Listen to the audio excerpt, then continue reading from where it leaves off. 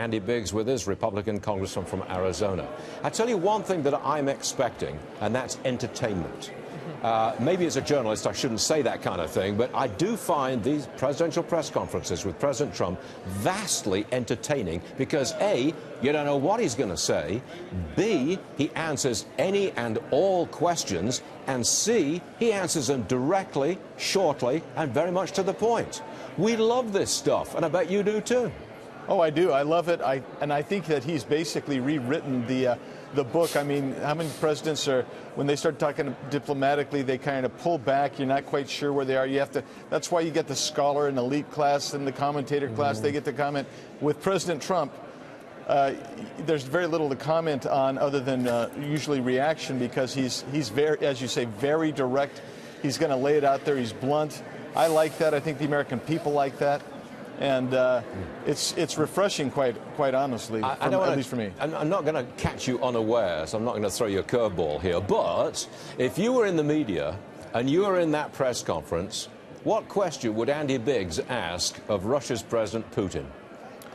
I would ask him if he was going to turn over the people who'd been indicted. I'd ask him if the government's, if the Russian position was that these people were individual actors, or were they acting on behalf of the government? I would really want to pin him down on that, but I don't think he'd answer that. So to you, that's the most important point here.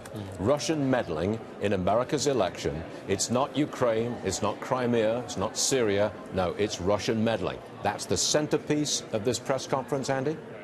That's the centerpiece because that's what Americans, the average American, wants to know about first. I think the international, whether it's Syria or the Ukraine or Crimea, I think that most Americans kind of feel detached and removed in some respects from that.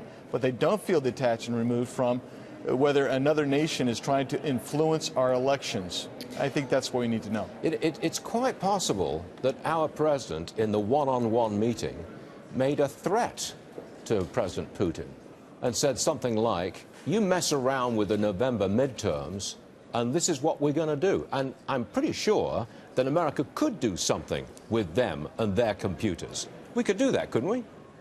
Well, I think we can, and it's just restraint on our part that may have prevented us from doing it heretofore. So yeah, I don't know if I would say threat. I think that at that level, it's not necessarily a threat. I think it's a statement of reality saying, power to power, we have got to defend our country. And I think that's what President Trump really projects, is that we're going to defend America. And I think he projects that wherever he goes. And I think that's a great message to send. Andy Biggs, we appreciate you being with us on a very important day. Thank you, sir. We'll see you again soon. Thanks a lot. Thanks, Stuart.